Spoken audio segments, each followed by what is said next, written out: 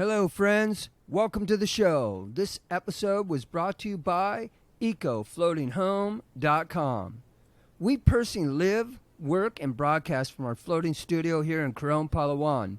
Our studio was built with the best attributes of floating yachts, floating homes, and waterfront villas. It also has the benefit of being self-sufficient, sustainable, and economically friendly. It's 100% carbon neutral. Live in comfort and luxury. Enjoy the life between sea and sky. Check it out at EcoFloatingHome.com. Looking for quality outdoor gear? It's ROX, the biggest outdoor superstore in Southeast Asia. Your most trusted outdoor brand in one store. Your source for high-quality products and outdoor information. Go check it out. It's ROX. Radio check, radio check, radio check. This is the Explorer's Pod over. 4, 3, 2, 1. Hello, good to see you. I'm very, very appreciative. Thanks for doing this. How are you? I'm very well. Thank you so much for having me, guys. It's awesome to meet up. Yeah, man. So first of all, I'd like to say congratulations to you and so many of your accomplishments. You're an absolute savage. Good on you. Thank you very much. I appreciate it. Yeah, man. Yeah, so cool. So cool. We've done a lot of reading, a lot of studying about a lot of things you've done, and very impressive, very inspiring. And we're going to get into that and flesh it all out today. Yeah. So, Ryno, hello and welcome. Thank you again for gracing our show. We're very, very excited to meet you and to hear your stories. So, for our audience, can you give us a brief background about you and your accomplishment, and where did it all start? I'm mainly an accountant, but most people don't know that. But yeah, I'm a professional accountant, chartered accountant. So that's my adventure during the day with some business interests that's around that. But in the bigger picture, I just try to make life an adventure.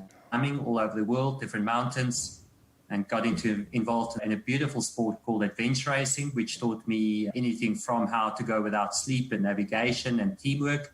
And that then eventually led to trail running. And all of that combined over the recent years gave me opportunity to do some running projects across mountains. So that's me in a nutshell.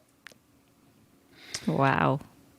Yeah, man. So cool. One of the things that really, how we found you was your Great Himalayan Trail, the fastest known time on the route that you did. And we got pretty stoked on that because Janet and I have for years been dreaming about doing that. You know, for the last 10 years, we've gone to the Himalayas. We do some guiding up there on some peak climbing and some adventure treks. And as you may know, Janet did a full traverse of Everest about 12 years ago.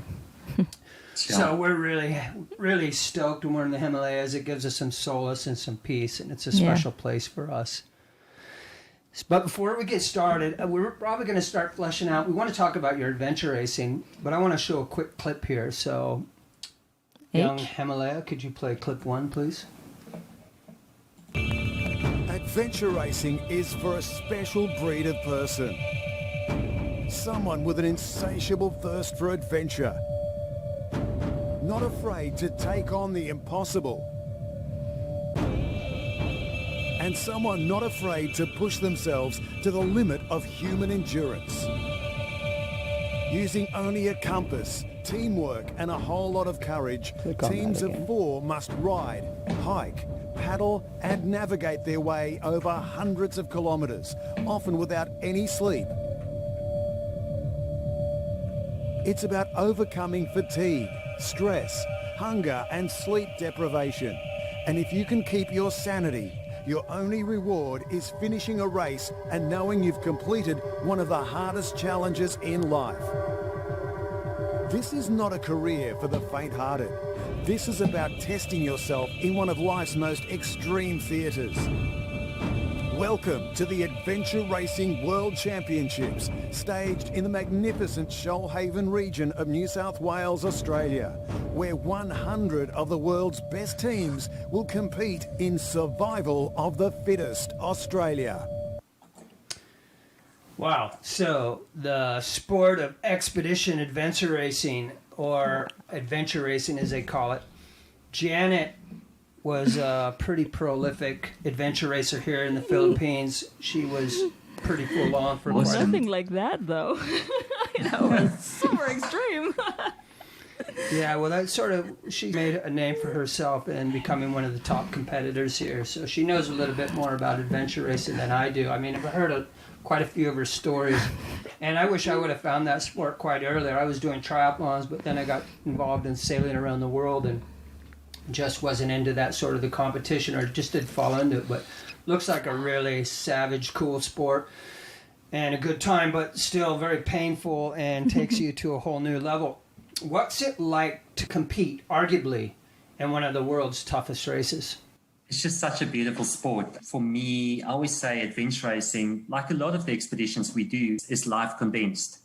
So the easiest way to explain it is that you learn more about yourself in a 5-day expedition race than I would guess a normal person, if we get something like that. A normal person would learn about themselves in 5 years, purely because you've got everything: communication, endurance, learning about yourself, learning to work together, learning to work towards a common goal, knowing and understanding that a team can only move as fast as the slowest member at that stage. And there is no space for individual egos or having your own individual goals. So it's just an absolutely beautiful sport. It's actually got very little to do with the physical aspect. I think that's the bare minimum. It's the mental approach, but more the communication within a team and chasing that common goal, which I really enjoy. And you go through highs, you go through lows, but you never go through it alone. You Right. experience that together as a team. And for when we race at a higher level, I was privileged to race with more or less the same team for about 15 years. So you really get to know each other very well, and over the years and in various races. So it's just a really intense human experience, and you definitely mature through every race that you do.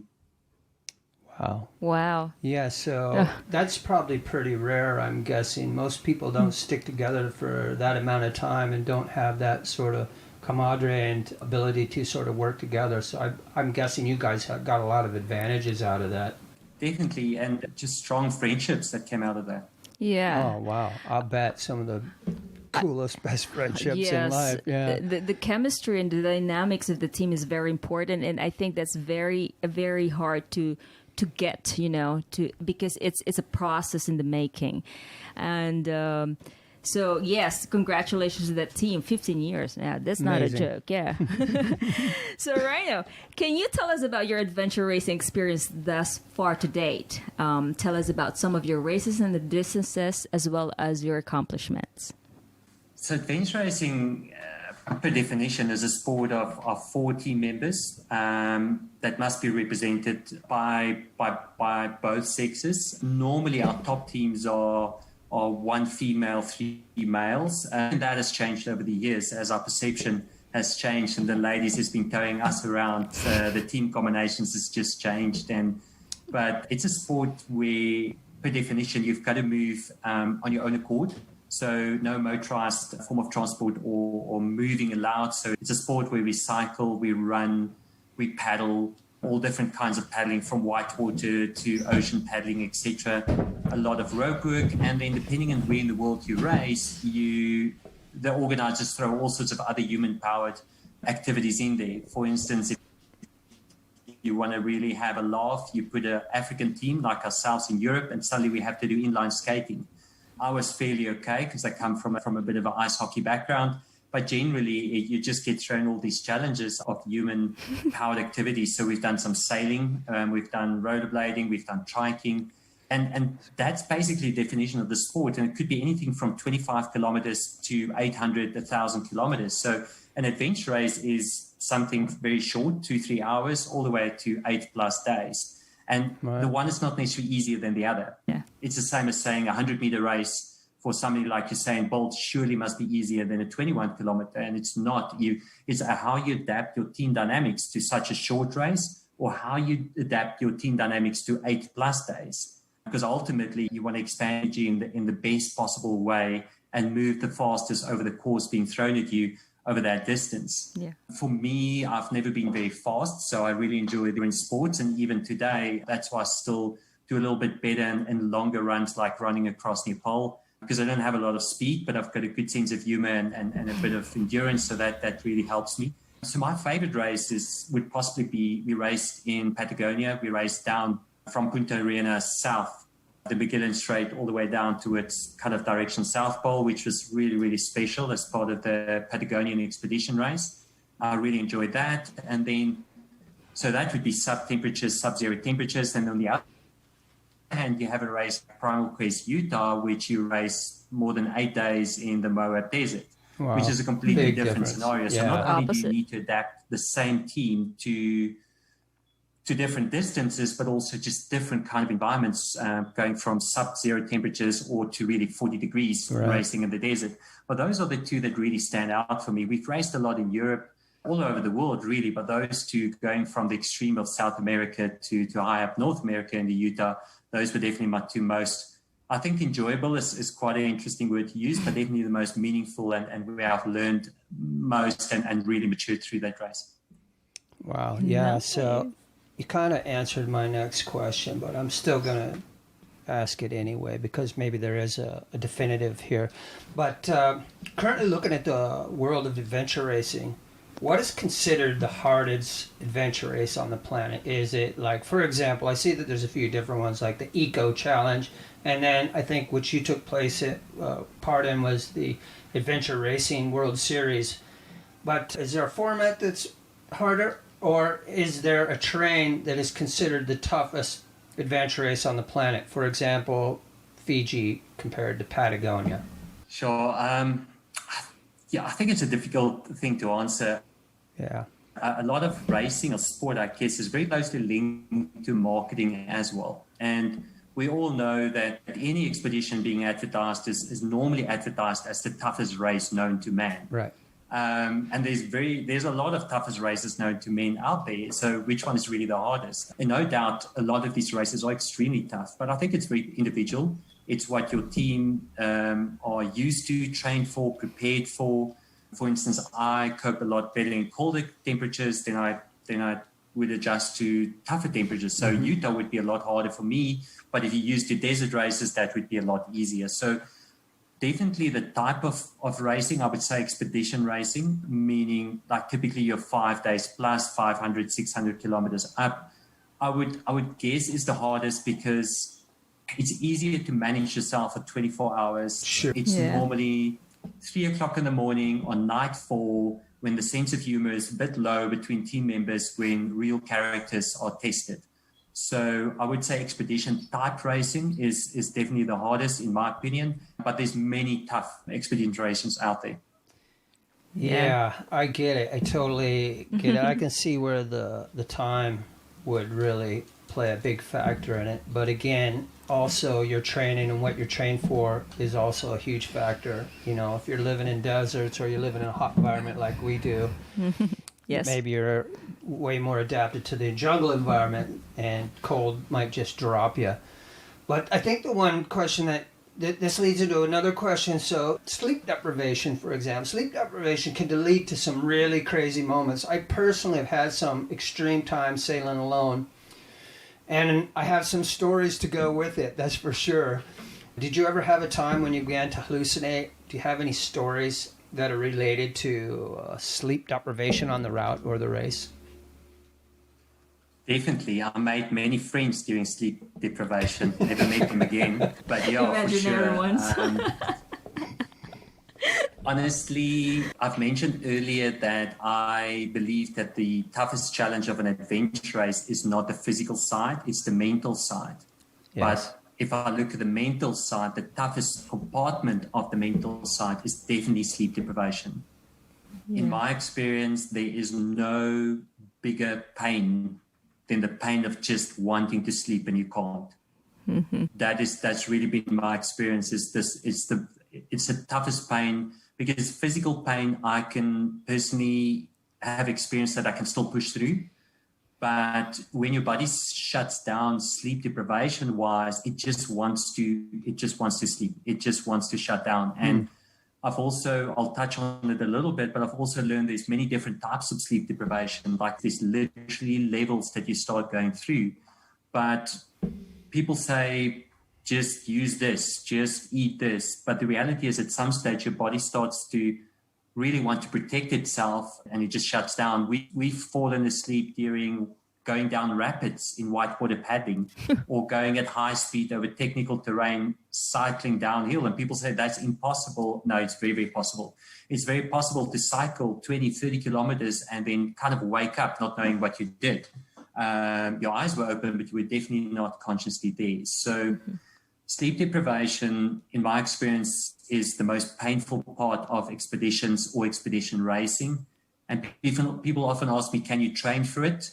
I don't, maybe to a small extent, but not really. Yeah, I don't you think can't. I haven't slept much my whole life. I've always woken up very, very early because I've always had this balance of the academic sessional career and expeditions. But even with that, being used to maybe sleeping 3 to 4 hours during my school and student years, that never made me accustomed to sleep deprivation. It maybe made me a little bit more used to getting to being uncomfortable not sleeping, but you can't train it. Yeah. So sleep deprivation is real, and there's different levels. As an example, when I went through Nepal, the one thing what I've learned running across Nepal is I've never navigated for that long. So on the interim, initially, navigating keeps you awake because it keeps your brain going. But after a week, that mental fatigue actually takes a sleep deprivation to a whole new level. Yeah. So week one of running continuously, you basically just want to sleep the whole time. After that, you actually semi-asleep the whole time. You don't even realize it anymore. But then later, like towards week 3, you don't feel sleepy anymore, but you don't even aware if you're actually awake. You'll have a conversation with Ryan Sands, my running partner and good friend.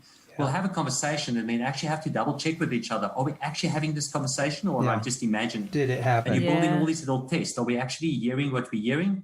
You know, so you actually get to a space where you don't, the falling asleep is the easy part because you can have a quick power nap and you feel better. But you go through that where your body just like, okay, I see you're not going to sleep. Voices become very real and you go through experiences which you're not quite sure happened. So if you know of a secret how to get through sleep deprivation, I'm all ears. But for me, I've just learned it. It's just one of those Achilles heels going through expeditions and you've just got to keep yourself as safe as possible through it. Yeah, I've gone through some really hard times sailing alone without an engine into some places. One time I sailed into the Tuamotus, and it's a really strange place because it's coral atolls, and what happens is you have a lagoon on the inside and you got ocean on the outside, and it's just a coral reef that sort of circles the lagoon, and what happens is, you know, you got movement of wave on the lagoon and you got movement of the ocean, so you really don't see land. And sailing without an engine, navigating into this place, you really have to stay alert. And I remember this is when I was just really starting to sail alone and crossing the South Pacific, and I was so scared to fall asleep and like end up on the reef. I actually took 2 alarm clocks and I love this story. one in each ear and set them for 15-minute intervals. So I would wake up. Yeah, that's crazy. And, you know, I was playing tricks with myself. But over the years, you know, I did put myself into some long days, three days sometimes, trying to cross shipping lanes and doing things in certain places where I had to stay awake. And I had gone through hallucinations, and I put myself into some really strange places. And in fact, I even got on land one time after a trip, sat down, drank a beer, and, you know, I don't remember. People tell me stories, but I don't remember any of it. And it really was hard on me mentally, I think, the sleep deprivation. So I totally get it. Yeah, it's hard stuff, man. Well, during a race, Ryno, did you ever reach a mental state where you don't feel fear or emotions in the same way as usual? That's an interesting question. Have I ever reached a stage where I don't feel fear or emotions? No. Does it change during a race? For sure. Because of, I would say, almost prior proactive agreements with myself, where you set the goal, you set the arrangement. I've learned to actually go into an event with very specific goals And it's a very specific academic mental agreement with myself to keep the emotions aside until you actually reach the finish line, because it's expeditions. Wow, that's an interesting way to put it. Academic connection keep with himself in yourself. check. Yes. There's a lot of training and preparation as well as funding in every adventure race. And Janet's told me a few stories about her journey to Everest. And some of the things for her journey was the prep, the pre-stuff, the training, the funding, the organizing. And she told me some of that stuff was even harder than the climb itself. It took years to put it all together. How difficult, you guys were together for 15 years. How difficult is it to get your team to the starting line? It's an interesting question, Janet. I don't know, you would have had the question a lot of times, why do you do it?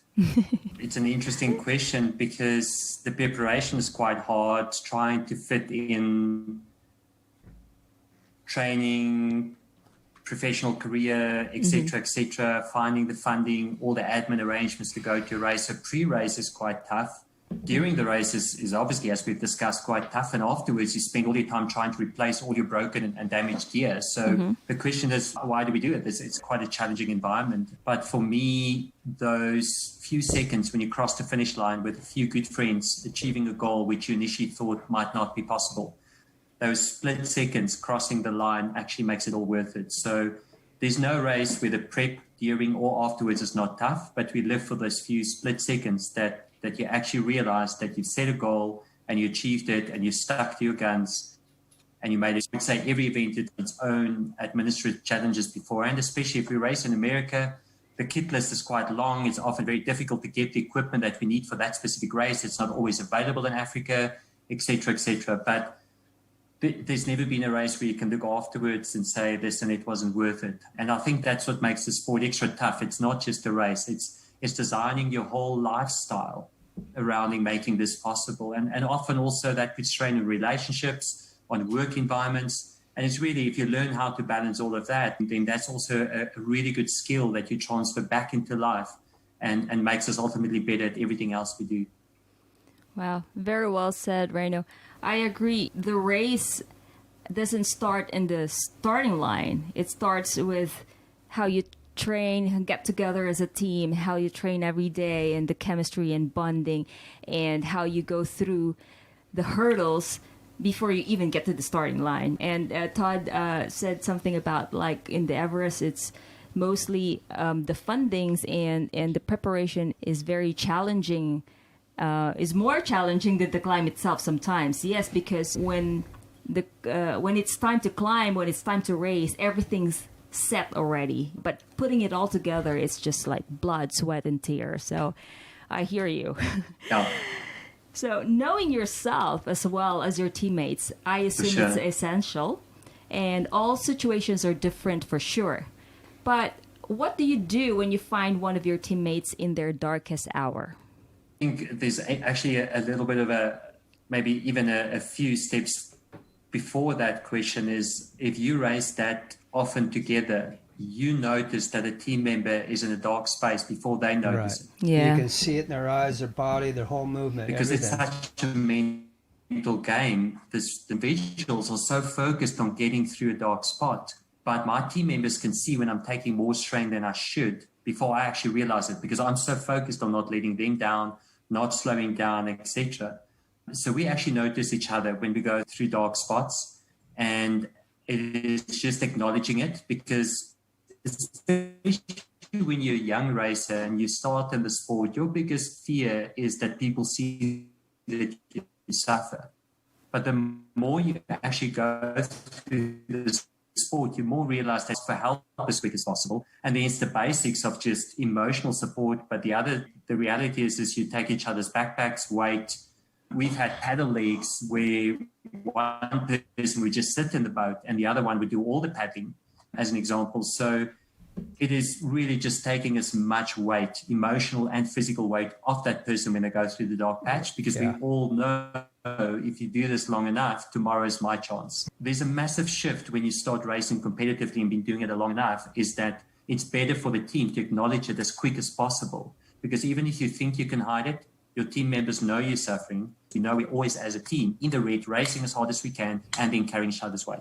And that's not just different times in the race. It's also, if you race all these different disciplines, one team member would be more competent in cycling, the other one would be more paddling. So we also naturally know who's taking more weight in which disciplines. But even with that, during those disciplines, we'll notice that somebody is taking strain. And the trick is to lift that weight before the person goes beyond the point of recovery.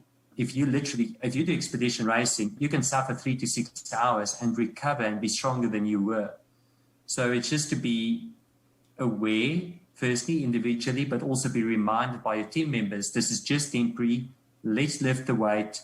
Let's not make it any bigger than it should be, and let's keep moving. Because the one thing in adventure racing you can't afford to do is to stop. You never stop. Even in an expedition race, the only time you'll stop is for a quick sleep. But everything else is moving. So even if somebody takes strain, we can move slower, but we'll never stop. And it's just to manage that balance in the team. Wow. It just really brings a lot of memories, adventure racing. There's a lot of things that are here in my head that, it's very true what you said. Let's go to your gear. What was your favorite piece of gear or clothing or food? Do you have any recommendations? Do you have any secret for power? Secret weapons. I often get asked about my very special diet, and I have to be honest, that's the one area that I've never focused on and that I'm terrible at. I just love eating sweets and chocolates when I race. I do believe the best nutrition is what you enjoy eating. Because if you're just going to, like in a race, in that kind of where you burn that amount of calories and you just need to fuel the machine the whole time, the best thing you can eat is what you enjoy eating, because you use it as a bit of a main incentive as well. If I just get through the next 10 Ks, I can have a bite of chocolate. If I can just get to that point, I can reward myself like this, because you're always pushing in the red. So in terms of nutrition or my favorite food, I'm possibly the worst person to ask. I really just enjoy, or I really advise people starting racing to make sure you pack enough aspects that you enjoy, pack enough food that you enjoy eating. In terms of gear, I would definitely say that a good waterproof jacket can get you through, like a shell jacket can get you through most situations. Mm-hmm. I think that's one aspect. If you go into the mountains, if you go into jungle areas, if you have a good waterproof shell, you can use it for shelter. You can obviously wear and keep moving it, especially considering how much energy you lose when you're really cold and it's windy. So a waterproof shell jacket keeps the wind off, keeps you dry, and you can actually move through most conditions with a good waterproof shell jacket. Nice. Yeah. So comfort food, I totally get it. That was one of the things Janet told me too while she was climbing Everest, that she really just stuck to comfort food, her local base sort of stuff. They eat rice here, but on the mountain, they eat a lot of rice here. But she did some sort of rice sugar mixes that really kept her going on the mountain, and has always told me comfort food is the way to go. So I believe it and I get it. So I think that's great advice for everyone. Well, one of my questions here is, what worked well for you and your team? What have you learned over time that helps lead to success? Do you have a takeaway? I think the most important lesson I've learned in sport, whether it's in work, whether it's in life in general, is communication is the key factor for success. And often we understand that incorrectly, because the most important narrative you'll ever have is with yourself. So even in a race where you race with 3 other people, the most important conversation you'll have is with yourself the whole time. Mm-hmm. It's easy to talk and motivate other people, but we tend to break ourselves down. You mentioned sailing around the world on your own, and the amount of conversation you have in your head there is insane. But you can control the level of that narrative. Like open and honest conversation with yourself, I believe, is the key factor to success, which means that when you're hurting, acknowledge that you're hurting and then make a plan how you're going to approach it, instead of saying, I should have been better, etc. So I think obviously in a team sport like adventure racing, communication between team members, hey, I'm taking strain, or where are we going? What is the map saying? But as I get older, the one thing I've learned is, whether it's expedition, whether it's work, it is how do we communicate with ourselves? How honest are we with ourselves, but also do we have grace with ourselves? You go up a mountain, 3/4 up, you're taking strain. You've got one or two choices. Either acknowledge it and then have a conversation with yourself. How do you best address it and get to the top? Or you can get 3/4 up and start blaming yourself for not training enough or whatever the reason might be. And then basically you've lost that battle. So one key factor is communication, but start with that narrative with yourself. And I know it sounds very airy-fairy, but the reality is I'm very good at breaking myself down. I don't even need somebody else to be critical towards me. But if I do that 3 o'clock in the morning when I'm already sleep deprived, there's no way I'm going to get through the night. But I can't change the whole situation. People say you should think positive. You can't think positive if you don't actually speak to yourself positive. And how we speak to ourselves, I think, is getting through those dark patches in expedition, or I just guess in day-to-day life. Wow. Well said. Thank you very much. It's a lot of great life lessons and wonderful insights I feel I'm getting here. Looking back on all your races, do you have a moment that you suffered the most? What was it? And was there a way, when you're looking back, is there a way you could have changed that situation? Sure. The mind is awesome because you forget those moments. You tend to just remember the best ones. I think the most recent would be the Nepal. If we did remember those moments, I guess we'll only do one or two expeditions and then quit. I'm not going back. So the mind's phenomenal. I don't really have bad memories. I think the most recent challenges were obviously running across Nepal, where I was or had to make the decision to expose my hands, got frostbite that led to a really bad spiral. So that was definitely from an expedition point of view where I really, really suffered was running across Nepal and just managing those demons after I got frostbite. We could just imagine, you know. Are you still into adventure racing, Ryno? If so, what's the next big race? What's keeping you busy?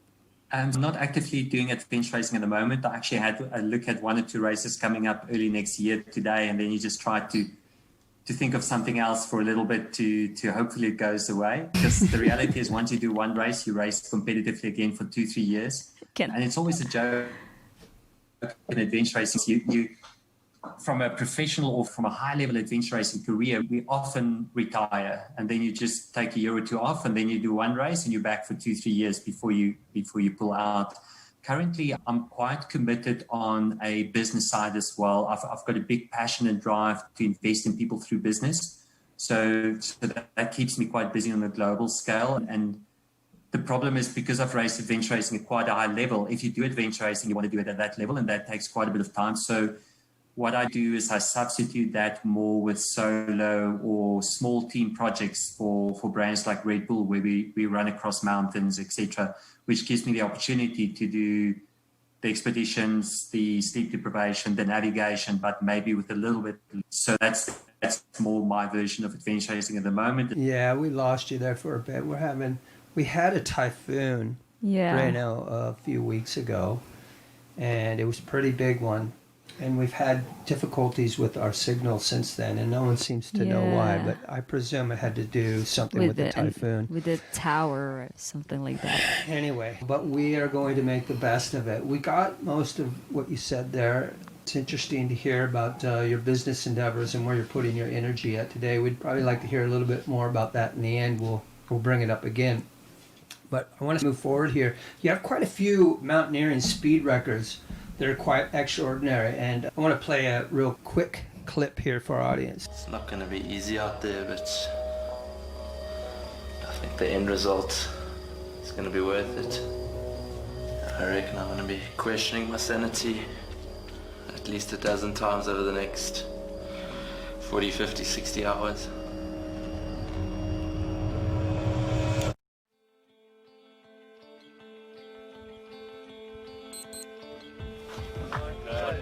The Drakensberg Grand Traverse is a 210-kilometer traverse crossing the Drakensberg Mountains from north to south. The current record is 60 hours, so we're going to be starting at 12 o'clock at night and going through that night, going through the whole day, and then the following night, and hopefully kind of finishing early evening. Some of the key rules of the traverse is that it's got to be entirely self-supported. So we've got to carry everything we need. You can have no outside assistance. So, I just showed a clip, and I'm probably going to pronounce this wrong. Can you help me with this? How do you say that? The Drakensberg Traverse? That's correct, yes. So Drakensberg is basically, direct translated, is Dragon Mountains. So it's just because of the shape and the jaggedness of the mountains. It's our major mountain range in South Africa, Drakensberg. Okay. Yeah, so that Drakensberg Traverse, you did it in 41 hours, 49 minutes, and which is interesting because the previous record was 60 hours, 29 minutes, and you absolutely shattered it. Like, oh my God, congratulations again. And this was your record, so you shattered your own record. It was correct, yes. It's amazing just how your frame of reference changes. I'm curious, has anybody come back to try and break your record since then, or even come close? There has been some attempts, but the record still stands, yes. It's quite a commitment to tackle that record, but there has been some attempts, but currently it still stands. Why? It looks incredibly hard, and we really want to talk. I want you to tell us about the terrain as well and what makes that so difficult. We're so far away, and it's something I don't know too much about, but what really makes it so difficult for others to chip away or even break your record? Can you tell us a little bit about that? It's just very remote, firstly. So if something goes wrong, there's a big risk. And to move fast over those mountains, you've got to go light. But if you go light and something goes wrong, nobody's going to come and rescue there. Chances are very small of a rescue. And there are no trails. It's just it's completely off terrain, just long grass, big boulders, so it's very slow moving. It's quite a commitment, and it's quite a mental game because every second step you're going to stumble over some rock or step in some hole.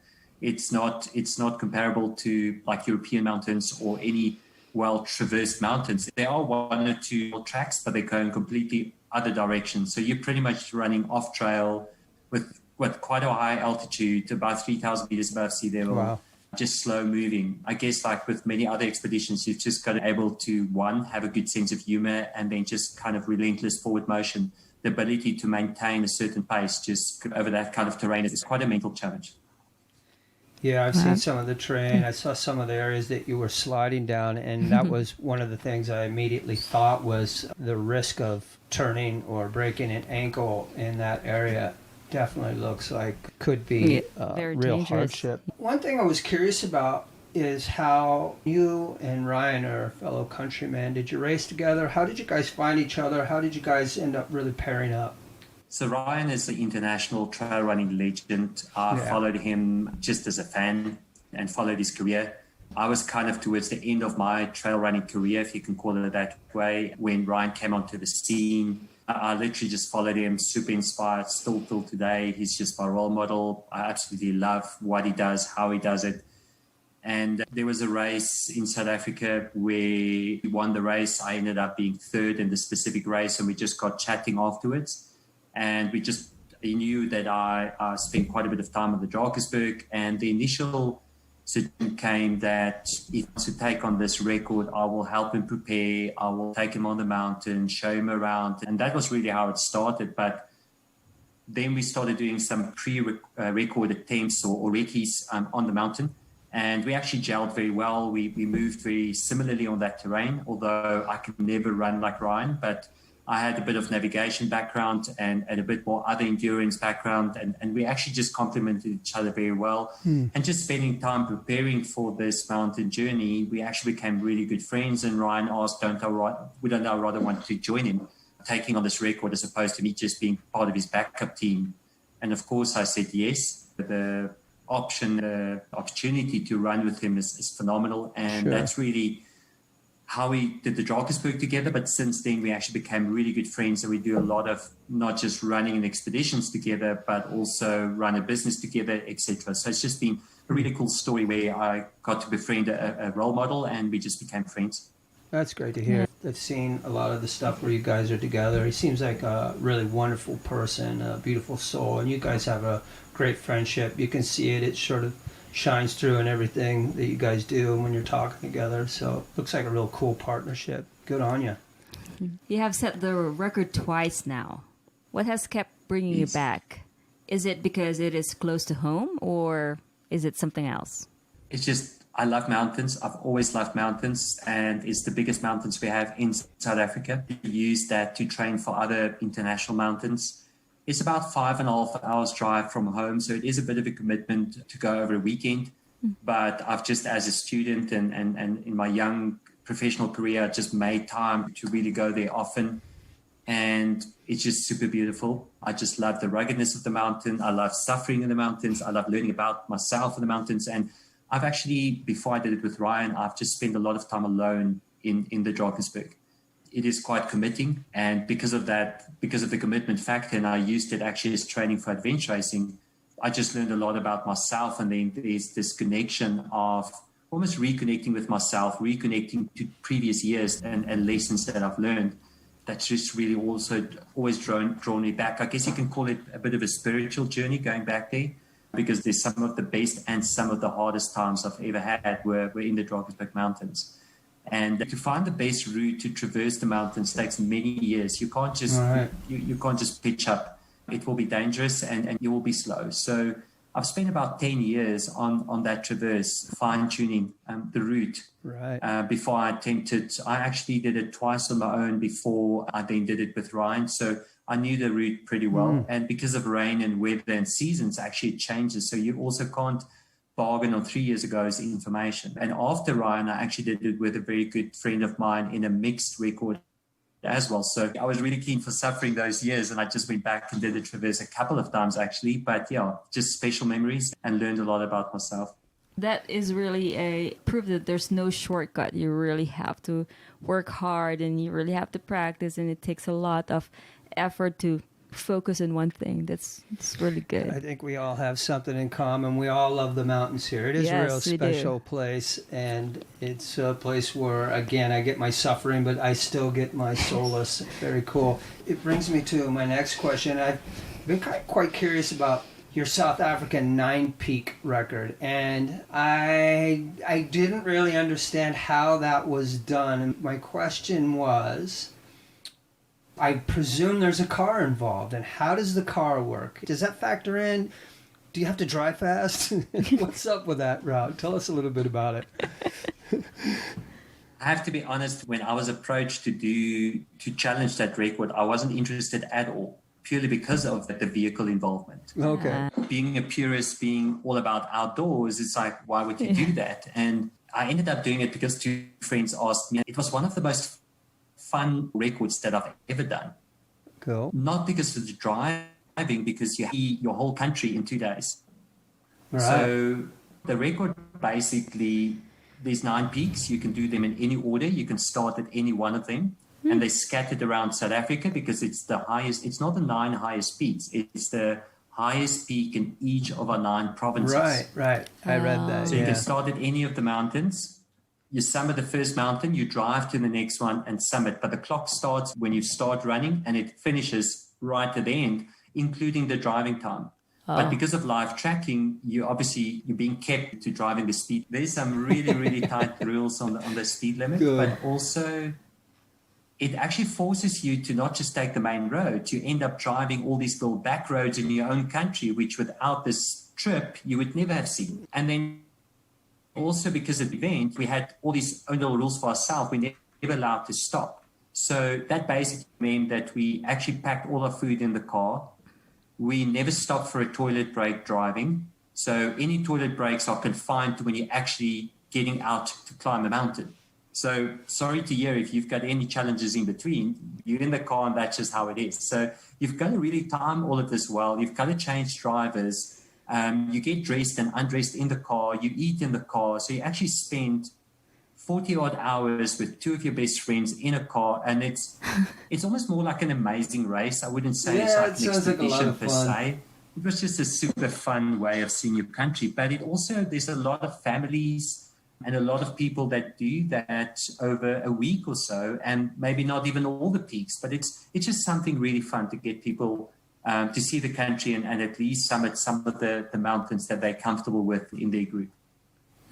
Is this something people are trying to do every year? Yeah, again, lucky that it still stands. We went pretty hard when we did it.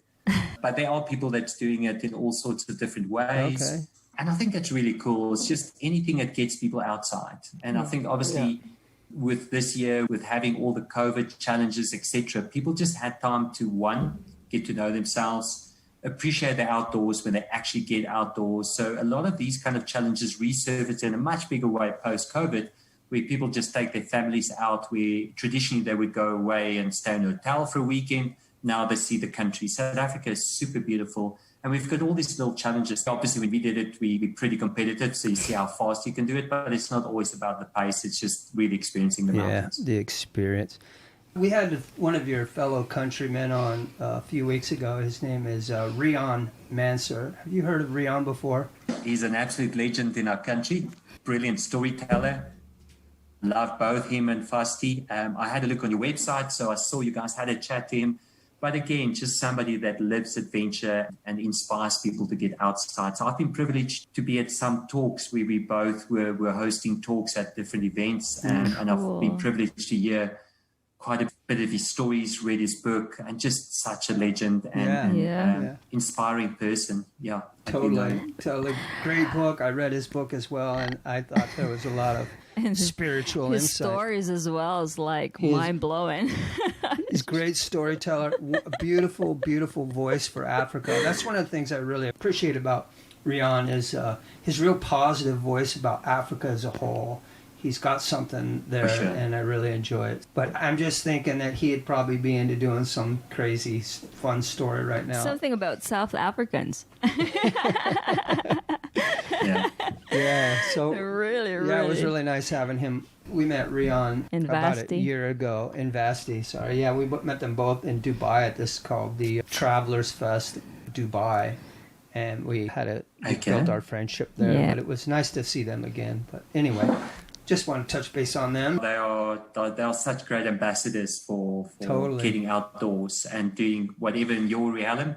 And I haven't met a better storyteller in my life. He's just phenomenal. He's great. In explaining what they went, especially when they paddled to him and Fasti as part of their honeymoon. And it's just like listening to those stories is just crazy.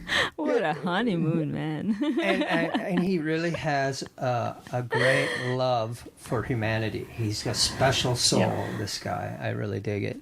This sort of brings us into the part that brought us to you, and we want to talk about the Great Himalayan Trail. Janet and I have been looking at it for years now, and we're going to do it a couple years ago, and something stopped us, and we just couldn't make it. I want to pull up a quick clip just to introduce our audience. Let's pull that up. Young Himalaya. Thank you.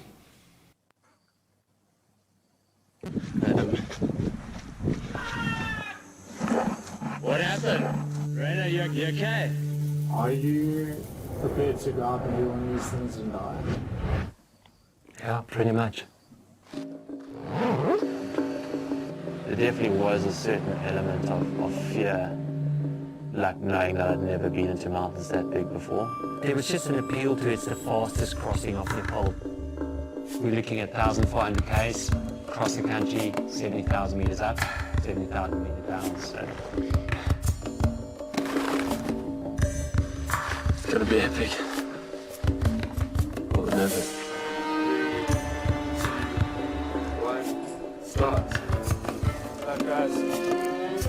If you don't plan a project where there's enough risk of stuff going wrong, then you're way too much of a safe comfort zone. I want to see how far I can push something. Our goal was to move as fast and light as possible without taking too many risks. But moving fast and light, you're always going to take some kind of risk, and we didn't have sleeping bags or a tent. I've been trying to see where Ryan and Ryno are. Wow. As I said, that's been a dream trip for Janet and I. Obviously, we're going to take it a hell of a lot slower. But it's so cool to talk with you and get some real life beta. It'll make it a heck of a lot easier. How did you decide on the Great Himalayan Trail? Can you give us a bit of a background on what you and Ryan were actually attempting? So firstly, how did we decide? I think there's a saying in mountaineering to never stare at a big mountain too long. Meaning never talk about something too long, because it will eventually happen. And Ryan and I just spent a lot of time in the Drakensberg and on other runs. And when you run, you obviously have the whole day to talk. And it's like, hey, this would be a cool idea. And then you forget about it. And then we just spoke about Nepal. I've got a big love for Nepal, and I've climbed there quite a bit over the years since school days. And it's just like, hey, let's have a look at a run across Nepal. And a fellow South African actually set the record, the FKT, running across Nepal on the Great Himalaya Trail. And we said, well, let's have a look at that. And it also just happened that this fellow South African held so there was a little bit of healthy rivalry. If we're going to run across Nepal, let's have a look at Andrew's record. And that basically gave us a framework to take this on. And I think you just talk about something to a point where it's like, there's no use talking about it, let's just go and do it. So what we tried to do is Andrew Porter set a record of 28 and a half days running from basically the west of Nepal, from a little village called Hilsa, all the way across the country on the Great Himalaya Trail, finishing at a village, Pashupatinagar. And he basically then followed a very specific route, because to put it in context, there's no single Great Himalaya Trail, and that leads to a lot of discussions and politics, because what exactly is the FKT? And there are generally a high route and a low route. But what we decided is to take on the route that Andrew took to give us a good frame of reference. But even in that, Andrew never gave us his route, because that would be too easy. So I made him, you've got to pay the school fees and do the homework. And I truly believe in that as well. So he gave me 11 marks across Nepal. If we tick those checkpoints, then it would be regarded as a fair challenge to his record. So basically, I had this massive map, 11 checkpoints, and then I had to start connecting dots and see how we would kind of approach connecting these. Basically, the biggest part of the challenge, or at least the first phase of the challenge, is to start on the western side. We're at a very identifiable point, Hilsa, have to get to Pashupatinagar, which is identified finishing point, and you've got 11 checkpoints. And the first phase of the preparation starts is how do you connect these dots, which I really enjoyed, because that's very similar to adventure racing. But I personally spent about 400 hours on those maps. And if you know Nepal, there's actually not very good maps available for Nepal. So it's just a combination of Google Earth and the best maps you can find, electronic and physical, and then also hiking maps. But hiking maps area is 150,000 scales, so that doesn't help you too much. And then that's just the journey started and how to try to connect those dots before we actually left from South Africa to go to Nepal. The Great Himalayan Trail, as Todd has mentioned a couple of times, we have contemplated in doing it a few times now. You should. Yeah. But how long did it take logistically for you to prepare for it? And how did you figure out the coordinates? That was one of the things that sort of was a huge conundrum for us, because it was daunting to look at the route, the charts, how to figure it out. I know that because we've trekked through a portion of that trail. It's quite difficult to explain to somebody, especially if you come from Europe. There are trails and there are well-marked trails. If you go to Nepal, there are many trails, but the reality, it's not marked in the sense that we often used to in mountains. And all you really is major landmarks in the sense of villages or mountain passes. Then you've got to really look at the map, and the maps don't have a lot of detail, about 400 hours on those maps, which is really, you start with Google Maps. You start with Google Earth and you just zoom into a specific area and you look at the valleys and decide what kind of approach you're going to take. I guess for the good and the bad, the valleys are so big that you're either in a valley or not. So it's not like you can really get lost. The thing is just if you're in the wrong valley, you can waste 2-3 days because it might not go in the optimal direction, or you can't just jump the ridge and jump into another valley. So you want to ideally know which valleys to take beforehand. So I really just started with plotting, because I didn't have coordinates. I just had names of villages. So you start with normal Google and Google these names, and just hopefully it's the right village you're looking at. Because apart from getting names of villages or mountain passes from Andrew, I had nothing else. So start with Google Earth. I found an electronic version of topographical maps of Nepal, which then really helped. And I started to route all these different options together, often literally just printing out a portion of the map and standing above it just to have a little bit of a bigger perspective. And it's like, does this make sense? And this kind of continued for about 6 months. And I still made minor changes just before we flew out. And even getting there, you realize what you thought you're looking at and what it looks like on the ground is very different. With adventure racing, you learn to interpret as opposed to just following lines. So even the lines that I did draw in beforehand is really just what we call handrails. It's predominantly just keeping you in an honest and right direction. But you've got to be able to make those more on-the-ground micro-navigational decisions on a daily basis. And that brings me back to the sleep deprivation discussion we had at the beginning, because that's easy in week 1, a lot more difficult in week 3 to make those micro decisions and calculations based on, it's not just going in the right direction, but you want to hopefully finish more or less close to a village, 2 o'clock in the morning or whatever, to be able to get out of certain weather conditions. So it's not just the direction you go, you've got to keep an eye on the weather. Where do you think you can be more or less in 10 hours time? And often we got caught out with the temperatures and the weather, and we actually got into some really life-threatening situations where we didn't move as fast as we thought we moved, and you find yourself in the middle of nowhere in some really bad weather conditions. So you said that you only had a start and a finish and 11 tick boxes. How did you go about the permits, and did you use a local agency to establish communication ahead of time? I have a phenomenal contact, which then became friends in Himalaya, a company called Himalayan Trails. Okay. And it became very good friends with Raj over there. He was my friend and man on the ground, and behind him, quite a team in helping us with logistics. A lot of the permits, you can only get 3 or 4 days before you enter into a certain area. Yeah. So it's not like I can sit in South Africa and say, I want permits for all these areas. You can only organize it while on the move, and we're out of communication You don't in know. the high mountains. And I've got Raj and his team that's tasked with getting these permits and getting the physical paper to us. Wow. Wow.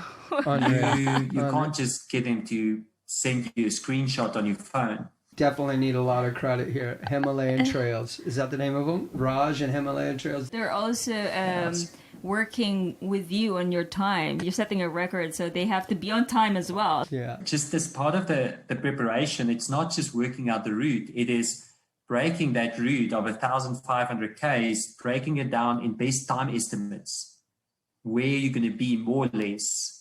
And then you've got to take into account the elevation gain for the day, the type of terrain you're going to cross. And without having a proper visual of what you're going to face, you've got to work out the best possible time estimates to make the location as easy as possible. So the amount of spreadsheets I've built going into this project is insane. But then you get there and you get told that the winter is a month late, and then everything goes out the window. Because some days you only cover 30 kilometers in a 24-hour cycle because you're waist deep in the snow. So all that prep just went out the window, and you had to make decisions on the ground. So that's just kind of part of the adventure. But all those spreadsheets pretty much meant nothing the moment we hit the ground.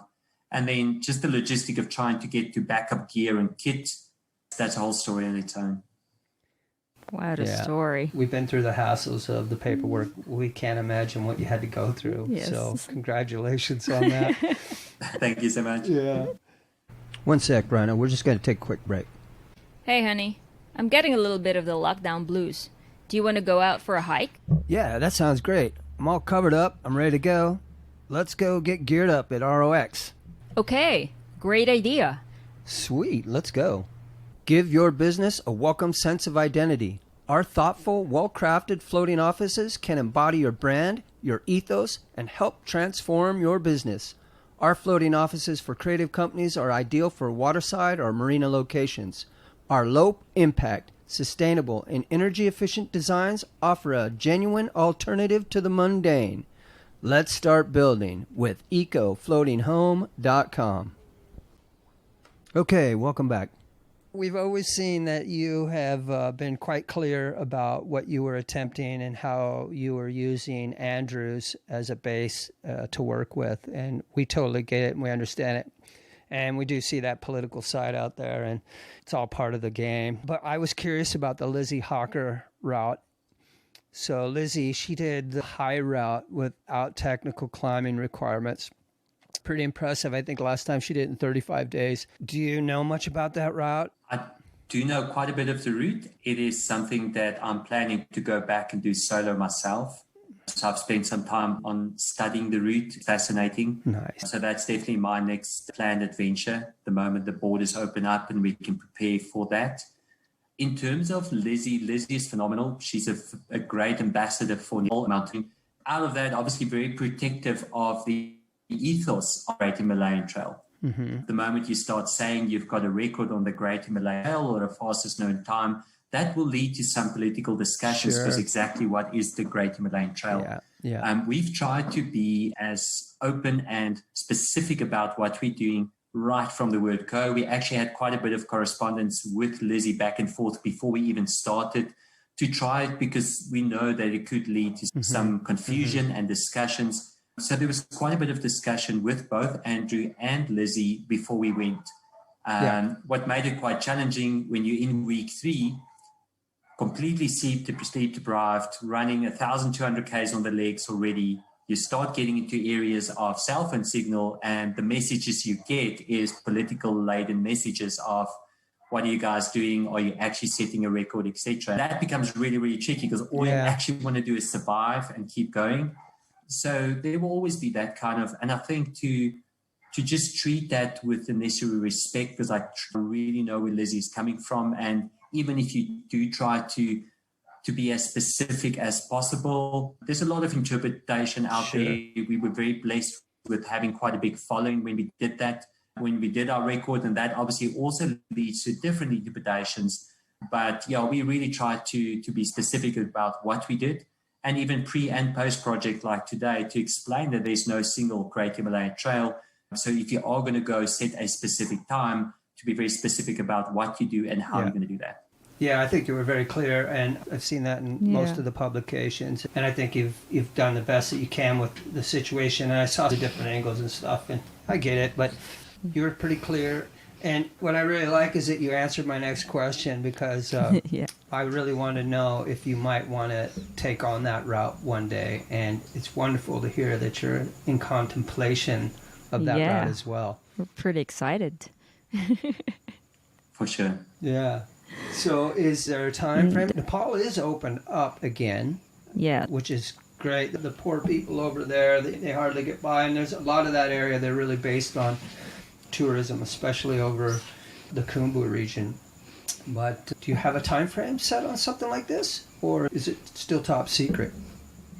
No, I think original time frame was actually over this year. Just passed, but with COVID, obviously everything upside down. Yeah. Nepal has started opening up, but in terms of, there is still quite a few challenges from my communication with the Himalayan Trail guys and Raj on that side. I actually had a trip planned for my wife and my mother. We would have gone together just hiking this year, and we postponed it from April to October.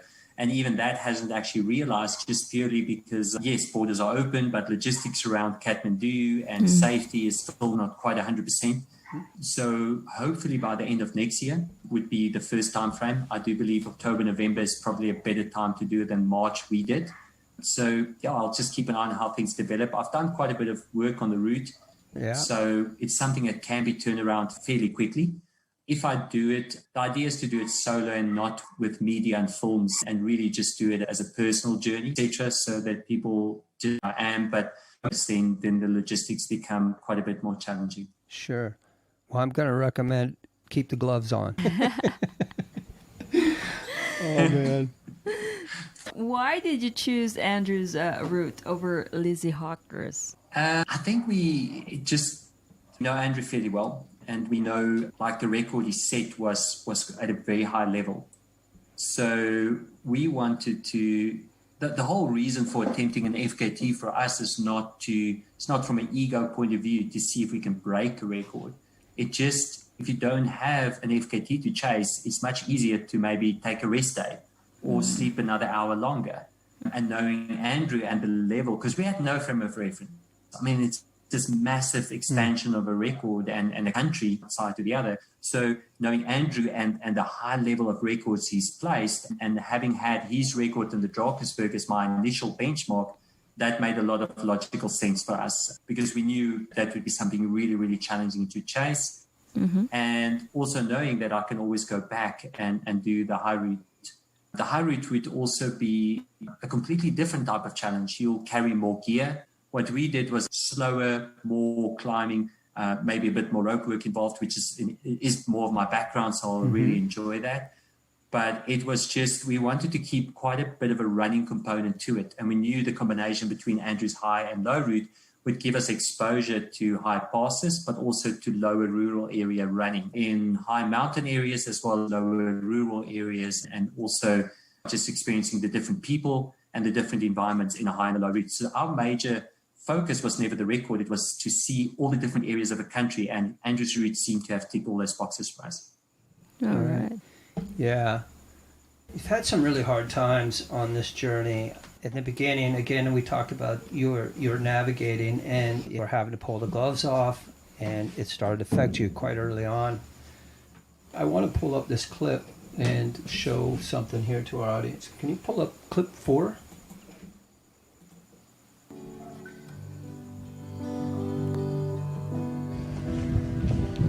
Quitting is not an option, but there's so many mental things in the back of my head. It's like, actually my leg is not right, and it's still a long way to go. My fingers are not quite right, it's still a long way to go. So I think that just currently just draining me mentally as well. It's not just a physical sign. But once I've made that decision, it really isn't an option to quit. And that's not really linked to how many team members I have, or whether it's a record or not, or whether anybody knows I'm out there. If I'm solo in the mountains and I've committed to go from point A to B, then that's what I'm going to do. And I think it's just because I've learned and seen that whatever we do out there is really just an extension of our daily lives. And when you can get into the habit or the option that sometimes you're going to push through and sometimes you're going to quit, then that just translates into daily life. Wow. So crazy, man. The Great Himalayan Trail is a whole different monster when it comes to ultra running. And you being in charge of logistics and a navigator nearly took you out. How did the frostbite play out over time? I'm curious because it seemed like it just stayed with you the whole run, even later on when things warmed up. But how did that play out? And did it come close to stopping your endeavor? It never came close to stopping the endeavor, purely, as I've mentioned earlier, in terms of the proactive agreement you have with yourself, where you go into a project. Quitting was never an option. It was never even a consideration. It's when, as I mentioned earlier, is where you manage going into one of these attempts is to really have an agreement with yourself. What are you in for, and what is your commitment? So, as I've mentioned in that clip as well, is if I commit to go from point A to B, then that is it. No emotion, no injury, no nothing's going to influence that. Because the reality is, when you go into sleep deprivation and you go into endurance mode over multiple days, there's so many aspects starting to convince you that it's probably a good idea to stop. For the long-term health, for the risk factor, you should probably stop. Whatever happens in the project, there's going to be some time where you're going to think, the responsible thing to do is whatever, X, Y, and Z. And my experience, you can't allow that. So I committed to run from the western side to the eastern side of the country. Even if it takes me 3 months, that's what I'm going to do. You don't always have control over the injuries or logistical challenges, but as long as you can still walk, crawl, or run, that's what I'm going to do. So it never actually came close, but it led to a whole different mental spiral, because that happened on day 4 and you still had 20 plus days to run. So that just led to it led to different injuries, that led to a very, very dark mental space. Throw a bit of sleep deprivation in there and you've really got a perfect recipe for mental disaster and breakdown. Yeah, and it seemed to stay with you for quite some time. Yeah, it was basically until the end of the project. I mean, some basic things. If you're in the mountains and you just lose the use of your hands because of cold, you can't zip up your jacket. You can't eat. You can't, the moment you lose the use of your hands, actually a lot of other things starts to happen. And that's not literally just frostbite. If your hands are just cold, you actually lose the use of your tracking poles. You can't, honestly, guys, you can't even eat properly. You can't dress yourself properly. So everything is effort. And in those demons start, is this worth it, etc. So it's not just the pain of the actual frostbite. It is, am I going to lose some fingers? I basically made peace with that. I'll lose at least 2 fingers, because the quicker you make peace with that, the easier it is to move on. One of the things that I learned while doing a bit of research on you was I learned about the Great Himalayan Race. What do you think about this? Does it sound like that's going to turn into something someday? Do you think this might even turn into one of the hardest ultra runs on the planet? Yeah, I think it's very interesting because even in the Drakensberg, after our project in the Drakensberg, the area got a lot more attention, and that leads to various organizers contacting you asking, do I think we can do it as a race? Now, the thing with the race is even, doesn't matter how extreme a race is, there still needs to be backup, there's still insurance, and that becomes really tricky because often the only solution is it is a self-supported race. And the moment you are self-supported, there's less public interest, it's more remote, because the moment you do a race, you've got to find a way to get people involved. You've got to find a way to have people see some images during the race. So the longer a race becomes and the more remote the race becomes, the less public interest, so the less funding, and the more difficult becomes to add that protective element of if something goes wrong. Because it doesn't matter. We spoke about adventure racing earlier, and the only race I really experienced that's so remote that if something goes wrong, somebody can't get you was in Patagonia. But it's very, very dangerous for an event organizer to put on a race saying that, listen, if something goes wrong, I can't get to you. So to be honest, I've been contacted quite a few times. I want to make some of our projects into races, but I've never really seen it materialize to the full extent. Either you're going to have to protect your people to an extent that you're going to feel that it's not really the Great Himalayan Trail, or you're going to go so dangerous that if something goes wrong, the public risk is just too much. So my experience is that the moment you want to make something a race, there's so much logistics that you actually lose the ethos and the culture that it was intended to be. So I haven't really seen it happen. It's either you're on your own, you take your own risk, or it's a race and you lose a little bit of that adventure element. I've never really seen somebody merge those two effectively. I think that's the very essence of the mountains, gives you solace. And as you said, once publicity and fundings come in, the ethos and the serenity is defeated. It's interesting how you put it. I mean, this area, like Everest and the Khumbu, has changed quite a bit because of tourism. And I'm guessing out west it's quite different. And that's probably a good thing that we keep that as well. It's a bit of a double-edged sword. I love racing and I love expeditions, and there's definitely space for both. But I think there are two very, very different industries or approaches. So races allows us to get into areas where general public often won't get access to, but it is still within a fairly controlled environment. Where expeditions, I think, to bring the racing element in is where we get to the FKTs, the fastest notes. So although you do it on your own terms, you have a reference where you are in relation, similar to our project with Andrew, for instance. It adds the intensity, but you're still there on your own terms and you take your own risks. But both very, very important for developing mountains and mountain experiences. But I haven't really seen the merge between the two being that effective. Yeah, it makes a lot of sense. As I told you, we spoke to Rion a few weeks back, and he's done a lot of long journeys. But this journey for you, it's a long journey, and it's done at incredible rate, and it's quite different and complex. And my thought is, what's changed you inside after doing the Great Himalayan Trail experience? Did you have a different relationship with your sport? Definitely, but I think very different than people often think. I think a lot of you learn the value of why you do what you do. I've learned that most of the projects I've done actually includes a big portion of failure. And it's really just what you do with that failure and how that drives you and what you learn from that failure. So I think the biggest thing I've learned from this project is you get stripped from any ego. You finish after 24 days of nonstop running and you just realize that there's a bit of a hole. You actually just look at things a lot more honestly, and you're faced with the concept of failure. I mean, even the film that's made afterwards, like, it really projects me in my weakest moment, and you don't really like what you see. And then you realize, but that is life. Life is pretty much failure, treating it honestly, learning from it, and probably your next project is going to be another failure, as long as you may be failing a little bit faster or a little bit further. So I think what I've learned during the Himalaya project is that you've got preconceived ideas of how you're going to feel and what you're going to experience through this learning experience. And I think for me is what I've learned is life is not about getting through the struggle. Life is struggle. And if there's not enough struggle, we'll think about something crazy to do to create struggle, because that's how we grow and that's how we learn. It's not about going through a project, reaching a record and making a great year of film about it. It is us as humans developed through struggle, through failure. And that is why we think about these expeditions, because life's too easy, cozy, doing a professional job. What do? We think about these crazy things to do. So my relationship with failure has changed, where it's okay to fail. It's okay, but failure means things are real, we're growing, and that makes us hungry to actually go and do more expeditions, even though those might be a failure as well, as long as we keep failing and keep moving and keep learning.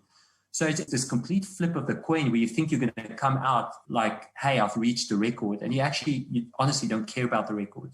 You're just so raw and so honest with yourself because you've spent time in a pretty dark place for 24 days. And you get addicted to that feeling of realness, because very little of what we do, maybe with the exception of what you guys do sailing around the world, but a lot of what we do in modern life is actually just plastic. So failure represents for me the realness of the challenges we take. So yes, I learned a lot about myself. And I think the biggest thing is just to be okay with the concept of failure, because it means that you were in the arena, busy fighting, learning, growing. And that's a big part of why I want to go back to Nepal and do the high route. There's a lot more that I would want to experience. All right. Yeah. I love that. Keep us filled in on that next adventure for sure. As a navigator, was it difficult for you to keep on the right route? We were lucky that the navigation went really well. It was really, really challenging based on a bit of experience and a lot of pre-homework that we did. What was really challenging is that the routes that I saw on Google Earth that I wanted to take, when you get there, it's all snowed in. So there is no route. There's no obvious way to go. I know I'm on the right reach. I know where I'm supposed to go, but it was just so crazy slow because you're either waist deep or knee deep in the snow. So the frustration wasn't, I knew that we were on the right route. The frustration came in when you realized that at home you plan to do 60 or 100 Ks today and you end up on 25. And those calculations, so it wasn't the direction that was really thrown out. It was just adjusting to basically the pace which we moved. And the escalating effect of that was the effect on the permits, et cetera, et cetera. So navigating is not just about going in the right direction, it's everything around it. So from a filming point of view, we would have seen the film crew maybe 3 or 4 times over the whole route, which involved them flying in with a helicopter or people flying with small planes to bring us our permits. And the moment you do a quarter of the distance you thought you're going to do in a day, the escalating effect of that over 24 days is insane. So it was very frustrating. Moving that slow, where you literally crawl through snow, where you planned on actually running on a trail for the day because you were looking forward to this day. On Google Earth, you could see there's an actual trail going in the right direction. You get there and you're just crawling in the snow. And that just tested, obviously, your sense of humor, your mental fortitude, and your teamwork. So direction all went well, but the pacing got thrown out the window with the weather.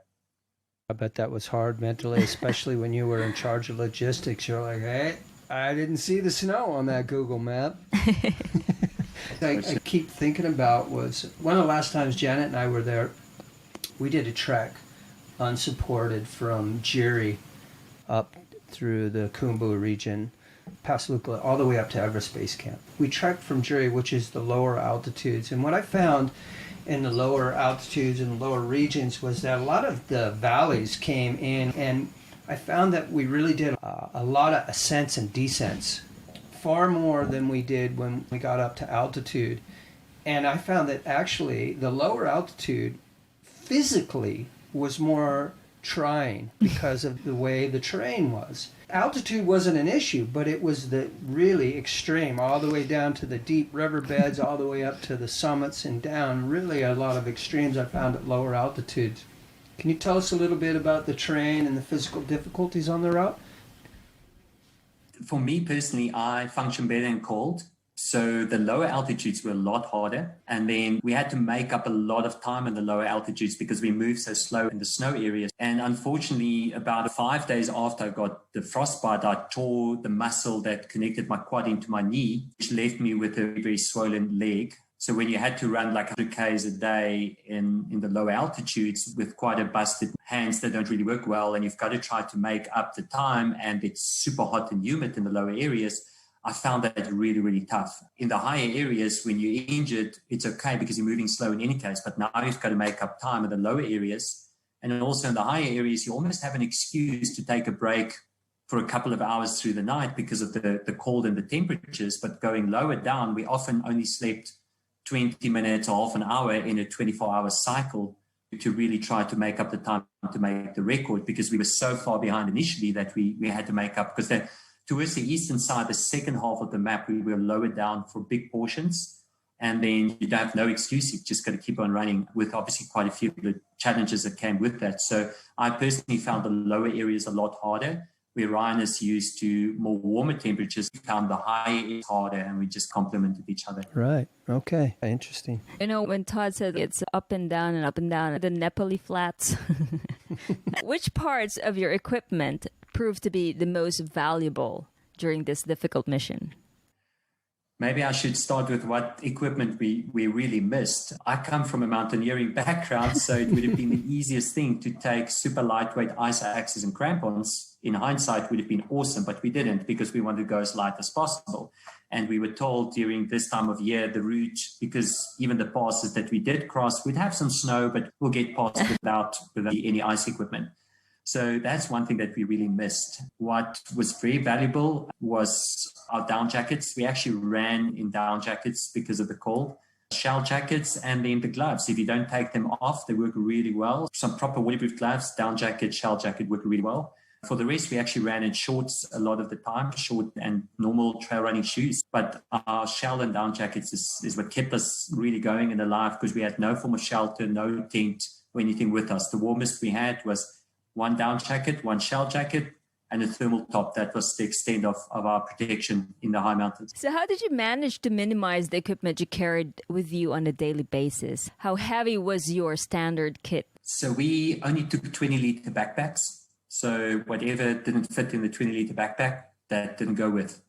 And then basically that consisted of waterproof gloves, thermal top, down jacket, shell jacket, maybe some warmer headgear, and one waterproof pants if needed. And that was basically it in terms of clothing. We had a power bank, especially when we had cell phone signal in the second half, we had a power bank. What we carried that was super useful, and I actually forgot about it there for a second, is what we call a steri pen, an ultraviolet light pen. That proved very, very helpful. We could get water in the mountains through the villages, but purifying that really helped us, so we didn't carry too much water. And that pretty much filled our backpack. And then, especially in the first half of the map, the only food we could get was dalbat, which we really learned to love. But we would literally, if we got food, we would fill a Ziploc with 2 liters of rice, and we just strap it on the outside of our packs.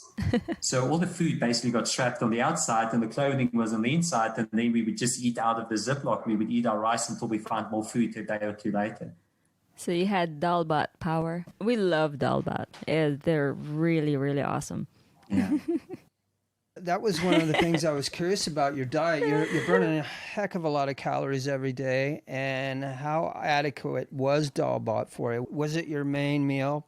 Did you take any supplements? Did you take any vitamins? What were they, if you did? So on it was our only meal and main meal for the first half of the map. And then you move towards the eastern side of the map, and suddenly you go lower because of the route we followed, and we went through a lot more villages, and now you've got access to chocolates and biscuits, coconut biscuits. And naturally we bought that because that's a lot quicker sugar, quicker energy. But in hindsight, if I go back, that's the biggest lesson I've learned is I will start and finish with dalbat. I'll stay away from any sugars or any artificial food, although normally in adventure racing, that's fine because you race 5 to 8 days. But if you're going to run for 24 days, I will stick to rice and vegetables the whole way. Yeah. Because towards work 3, our stomachs were so upset. It just didn't work. Our systems couldn't handle sugar anymore. So in hindsight, dalbat power is the way to go in Nepal. So that's the one massive change I would make, and even change my diet beforehand to have my body a lot more adapted to that kind of vegetables, and I'll stick to that the whole way, and water. What we did is we still had all butter in the second half, but we supplemented it with a lot more biscuits, because if you've been running through the night, you get to a village and you can buy chocolates. You just buy chocolates and eat it. But in hindsight, that's the worst thing we could have done. And the lesson hard learned, we won't do that again. In terms of supplements, we drank some basic multivitamins, which we drink at home. We didn't change anything there. And for the rest, we didn't take anything in terms of energy bars or gels or anything. We really wanted to keep it. Part of the challenge was to find our food in the villages. And then we had some very basic nutrition we would pick up as part of our backup equipment. So how our equipment or backup worked, we had 3 bags, 300-liter bags, which I then, through an adventure racing approach, worked out that we'll see those 3 bags 5 times, meaning bag 1, I'll come back 2, I'll see the second, and the 5th time, and the 3rd bag I'll see right in the middle. So we had 3 bags that would rotate as the porters would take them along the route. And there would be some backup shoes, backup clothing, and some very, very basic nutrition. But the biggest part of the challenge was to find our nutrition through that at the villages and from local people. Right. I can imagine. I really loved when we're in Nepal and in the Himalayas. I really enjoy the people. I love the people there. They're so gracious. They're totally in touch with nature. They're almost in symbiosis with the land, you know. It's incredible feeling to be there and be part of them in their communities. How did the locals treat you from east to west? So you've got the difference of, there's a little bit of different in the culture from west to east, the Hindu in the east and the Buddhist in the west. Did you find there was any difference there in hospitality? And how were you received along the way? We were received awesomely right throughout the country. The Nepali people, one, if it was them, we would have died in those mountains, no doubt. Literally, we would go through the Dolfa area because of the winter. We were the first people through the passes, so there were literally nobody in the Dolfa area. We would go for like 2 days, 3 o'clock in the morning, get to the small monastery. Wow. There's not supposed to be anybody in there. Still took a chance, knocked, and for a while, waited for a while, and then we would get a monk opening the door and allowing us in. We couldn't speak any, they couldn't understand English. We obviously can't speak Nepali, but that person would let us in and just give us some warmth, give us rice. So one, the fact they opened the doors for us, they would make us food, and you can see that they've been in those environments through the winter. They have very little food. They would sometimes just make you basic rice. They don't have any vegetables left. But you can clearly see that whatever they have, they give you. We would have instances where we'd pitch up in a village, 3 o'clock in the morning, knock on the door. People would come out, open for us, seeing that we're in really bad shape. And they would climb out of their beds and let us climb into their warm beds. And Wow. it was a bit awkward. They would stand at you while you sleep. You open your eyes and they stand there, look at you, 3 o'clock, 4 o'clock in the morning.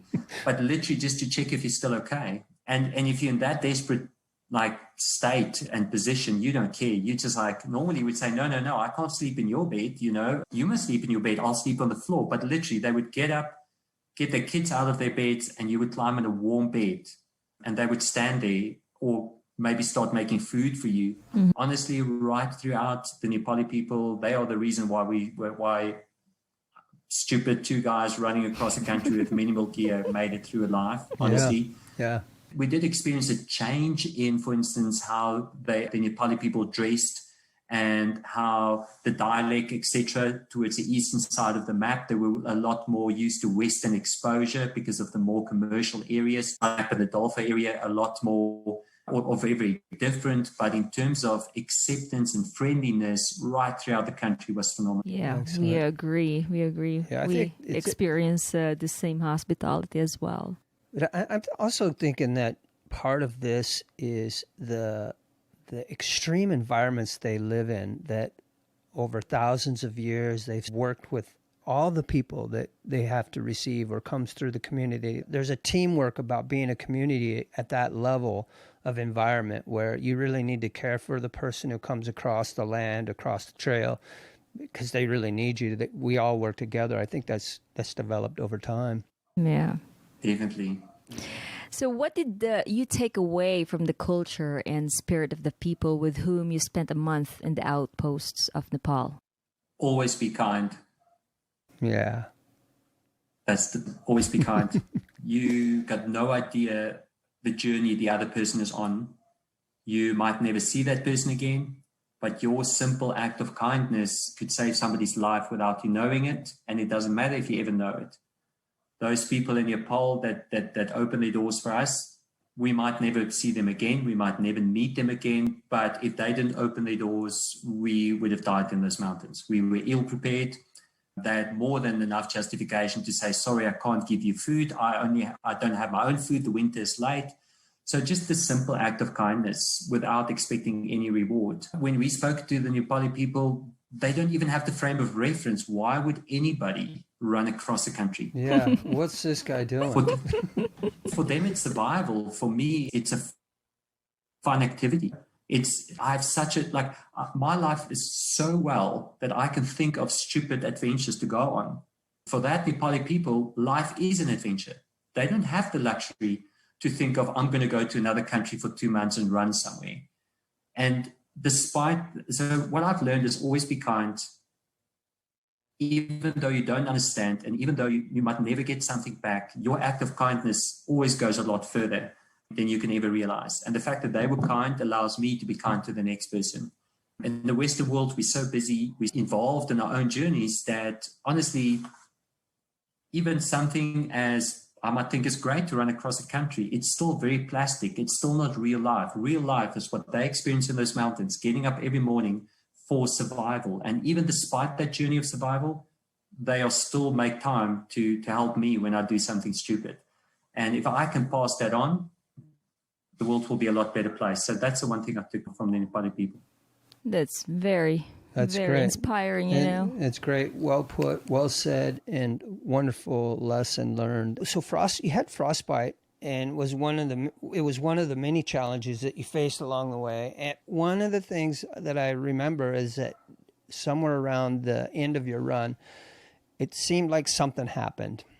I'm not quite sure. Did the body just completely give out?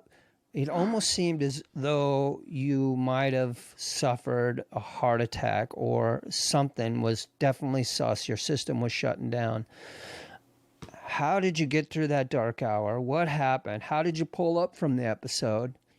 And then how did you get on to finish? So it all kind of started with the frostbite, purely because of not just the physical challenges, but it starts a mental spiral, which you're fighting against your own head the whole time. Because the one thing you're fighting against is you should have known better. I'm in mountaineering training. That's what I do. You should have known better. And then you remind yourself, but if I didn't do it, we probably would have died in there because I couldn't use my hands and I had to make a plan. But you still have this internal dialogue the whole time. And as I've mentioned earlier, that dialogue actually determines your whole world. How you talk to yourself and how you break yourself down or build yourself up will determine a lot of your success going forward. But then as luck would have had it, because of that, that internal journey plus the sleep deprivation navigation tires your body out. And at some stage, I just misstepped and I tore the muscle that connects my quad into my knee. And the pain of that, plus the pain of your hands, because the pain in my knee was so bad I couldn't walk. So I developed a strategy where if you keep running through the pain, and it was quite painful, but if you run through the pain enough, your body reacts by producing excess fluid. Yeah, okay. And you literally, your knees swell up to a point where it creates an actual brace.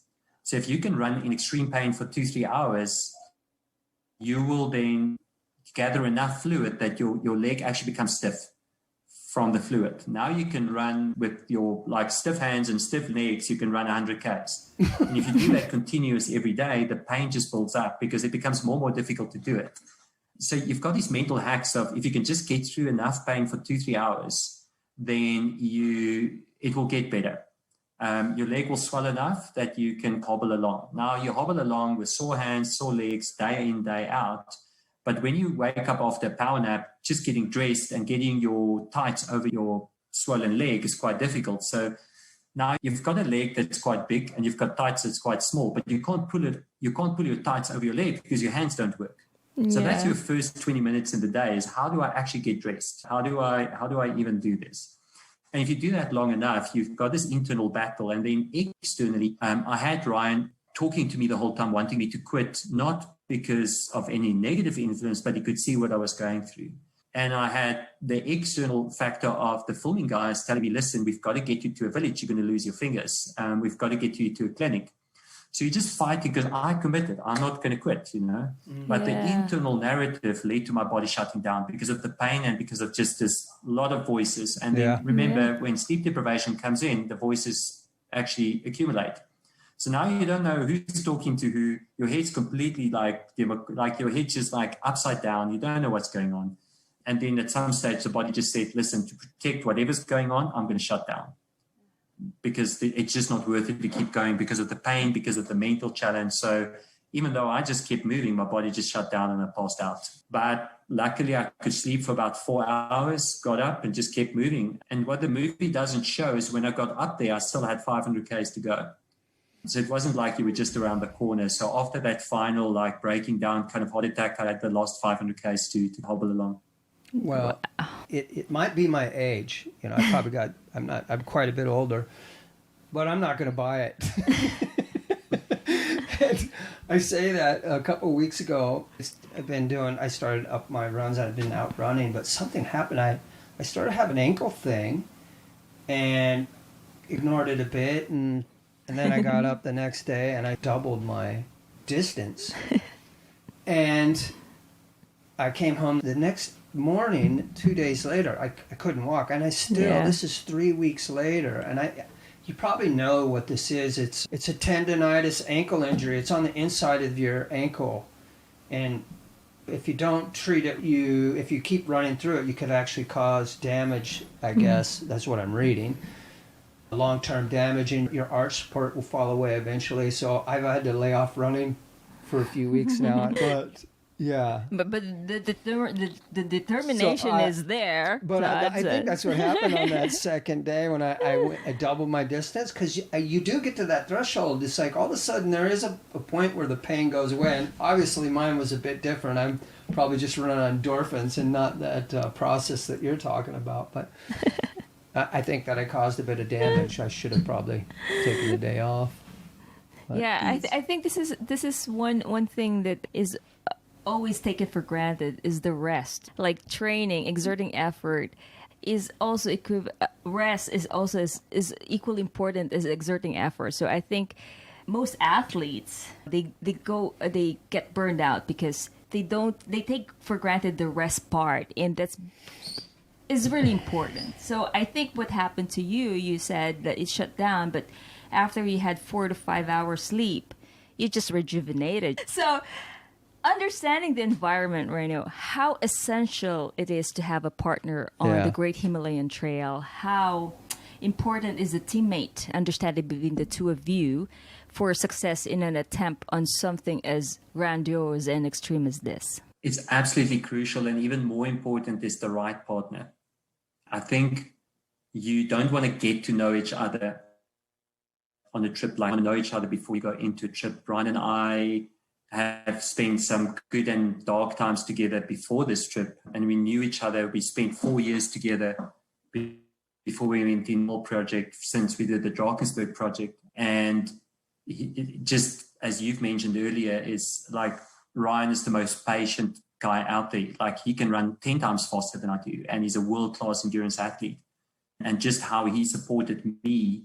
And interestingly, during this project, I didn't want to quit because of him, and he wanted me to quit, but because of me. He wanted the best for me, and I wanted the best for him. So it was just this really, and then we got to a point where, listen, the best way to get out of this is to finish as quick as possible. And that's why that last week, we just did like 100 plus K days just the whole time to just, okay, we're not going to quit. So to minimize damage, we're just literally going to move as quick as possible. And obviously for him, that was quite slow. He's just absolutely phenomenal when it comes to running. So to have that partner that can support you, even if he doesn't agree, he would rather suggest me quitting because of the long-term damage, but he still respects my decision, supports me in that. And so partner, extremely important, but also having a partner that you get along with well, that you know well, and you know both the good and the bad side of each other, and really just have the best intentions for each other is so crucial. and something I'm very, very grateful for, because as I've mentioned, he's just my absolute role model as well. So to be able to have learned from him and go through this project together. And I think the biggest test is being friends afterwards. Yeah. A project like this can make or break any relationship. Yeah. And your biggest celebration is to get out of this, take the good and the bad, but still preserve the relationship. I think that's the ultimate test of any expedition. Totally get it. Being on a boat and taking on crew, being at sea, the sea changes you quite a bit.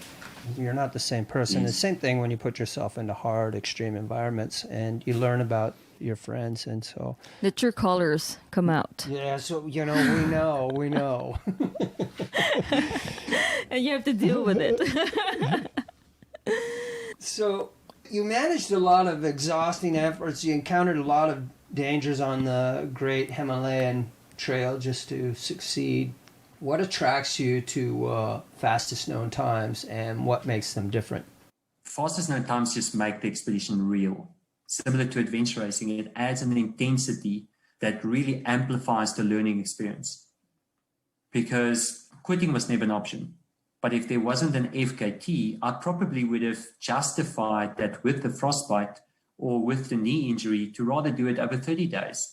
Because there was no benchmark, there's no intensity. And I would have still came out of there and say, great job, But the FKT just keep pushing you into that life intensified moment, to keep on moving, to sleep for 20 minutes as opposed to 2 hours. It's the momentum, and it keeps it real because it provides a benchmark of that relentless forward motion. Yeah, so my question is quite related to that. So when you attempt a project like this, Great Himalayan Trail, do you run for the time or for the experience? I think you run for the time, and the experience is the result of it. Because you've got no control over the experience. The experience would be determined by external factors. It would be determined how you feel. But if you act on external factors, and if you act on how you feel, then you also alter the experience. Where if you focused on the time, hell or high water, that's what you've got to do. Or at least give your best in trying to get as close as possible to that record. And that leads to a more authentic experience. We live in a world, a lot of the experiences we create for ourselves is very plastic, it's very artificial, where if you run for the time, you take the experience, good and bad, and you learn from both. Yeah. Well said. Now that you've gained that experience, what would you tell someone who is attempting the fastest known time on the Great Himalaya Trail here in the future? Firstly, don't overthink it. There's so many great ideas, adventures, and dreams out there which people never get to do because they overthink it. You'll never be ready. You'll never be fit enough. You'll never be prepared enough. And even the ones that don't go according to plan are still worth it. A project that's a complete failure is still worth more than the one you're thinking about and never getting to.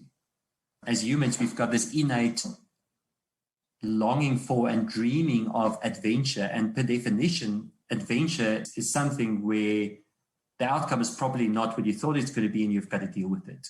That is adventure. So if you want to go on an adventure and you want to plan everything to T, then it's not an adventure.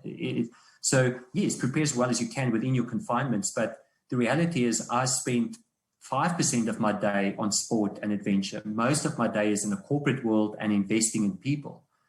So I have all the reason in the world to not do expeditions because I don't have time to prepare. But the reality is, if you don't do it, you're never going to go through that experience. So the first thing is, whether it's a Great Himalayan Trail or whether it's a run in your back mountains, don't overthink it. Commit and just do it. You can rather learn and fail and do another one as opposed to waiting your whole life, looking back and be regretful of, I didn't actually take the plunge. Once you're on the adventure, not to be so stuck on what you thought is going to be the outcome that you actually have this bad internal narrative with yourself the whole time. So take the whole experience, good and bad, learn and grow through it. In the Himalayan Trail as well is that when things go bad, it's quite difficult to center yourself and force yourself to be in the moment. Because the moment things go wrong, you so want to get out of the adventure and so past, and you can't wait for it to be finished, that you're actually never present. You can keep moving, but your head can already be at home. So I would say, don't overthink it. Know that things are going to go wrong by default. Things are going to go wrong in every expedition. but force yourself to be present in that moment so you can learn and grow through it. What people often do is that they wait so long to go on an adventure, and even if they do go on an adventure, you're so upset and so disappointed when things go wrong that you actually mentally remove yourself from this expedition already, and then afterwards you want to look back and say, what did I learn? It's way more powerful to learn while you're in it. We didn't speak to each other for almost 8 months. Yes, a little bit of contact, but we never spoke about the expedition afterwards because that's how long it took us to process. Because we were real, we were present, and that therefore it took a long time. If you're never present, it's very easy to move on. But if you're actually in the expedition, that's when you learn the most and the hardest, but it's worth it. So 2 things, don't overthink it. And when you're there, be present and learn what you need to learn. It's not about the record. It's not about the time. It's about what you're learning during it's the hardest way, but it's definitely the best way to do it in my opinion. Right on. Great advice. Yeah. You see it so many things in life as well where that rule applies, and many of us get caught up in our dreams but don't go out and pursue them. Thank you for that. Thinking and planning. A lot of people are always just thinking and planning. Making it happen is like totally different issue. So there are totally different things. I think one of Rion's taglines is, there's an ocean between saying and doing. Thanks for that. Yeah, what an incredible journey you, Ryan, had through the Himalayas. Pretty profound. I want to congratulate you both. It's inspired me. I also want to tell people to check out the Red Bull documentary on Lessons from the Edge. It's awesome, man. That is one cool film. Very inspiring. So people should get out and watch that. Thank you very much. Sure. Yeah, you guys did a great job. What a great, inspiring journey. Thanks for all that information and giving us some beta. It'll be quite easier, or a lot easier for Janet and I now when we do our Great Himalayan trek. We learned from somebody who really has done it. Thanks so much, guys. Yeah, man. Some of the things I'm curious about, you've talked about some of the things that you're doing now in the corporate world. I've seen the website Gravity Works. I've checked that out. It looks pretty high-tech, cool stuff. What are you doing when you're talking about investing in people? Give us a little bit about that life, where you're putting your time now.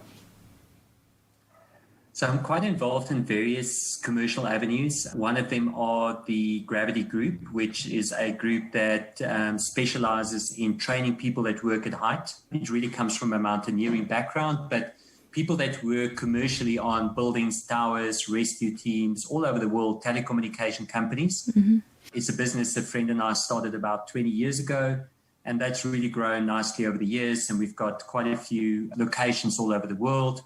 With that, we've got another company that go out and do the actual specialist work, which is higher risk and higher level work. Mm-hmm. And we also manufacture all over the world. We manufacture some of the harnesses and the safety equipment that people use to work on in these various areas at height. But for us, it's always been about investing in and developing people towards a common goal. We focus a lot on, firstly, I'm a Christian, and from a Christian background, we focus really on how to develop and grow relationships and allow people to grow in a business, giving them a career, giving them career opportunities all over the world. And for us, it's really about how we treat each other and how we treat all the various stakeholders in our business. So for us, having a profitable business is the bare minimum. For us, the bigger purpose is we have a dream that anybody that we encounter will have a change in their course of direction. Where if I encounter you from a business point of view, I want to leave you thinking, why are we doing business in a certain way? From an integrity point of view, from a relationship, from a communication point of view. My background is I always wanted to be a pastor. I wanted to preach, and I want to change people's lives. Mm-hmm. And I was challenged to do that through business, because people spend 80% of their lives in business and interacting in a business and corporate world. And I've got a massive passion to use business, not just the financial side, but the vehicle side, to help and teach people that you can still have a successful and profitable business, but act with integrity, develop people, treat people fairly, and have a bigger purpose and a bigger message of we live once. How we treat each other and how we help each other is ultimately the goal. So whether I work in business, whether I work in expeditions, whether I work with my sponsors, the one line and one theme is the same, and that is we live once. Let's build each other up for a better world. And I find that because of the often negative connotation to corporate business, I've taken on the challenge with a whole bunch of really, really special people to, as a minimum, have a very successful international business that's profitable, that's changing people's lives for the better, and then use that as a credible way to hopefully leave a legacy where we treated each other in a way where we've built each other up, we've built relationships, and we've acted in integrity, because money in general has got such a negative connotation in the world. And we often find people going on expeditions because they want to get away from the commercial side of the world. I've taken on the challenge to rather change the commercial side of the world, that we don't need to run and hide to the mountains, that the running of the hiding in the mountains are just an extension of being in nature, as opposed to having a 5-day corporate life and then hating that and then having a weekend. So I really try to, what I learn in expeditions, bring back into business, and that is life is real.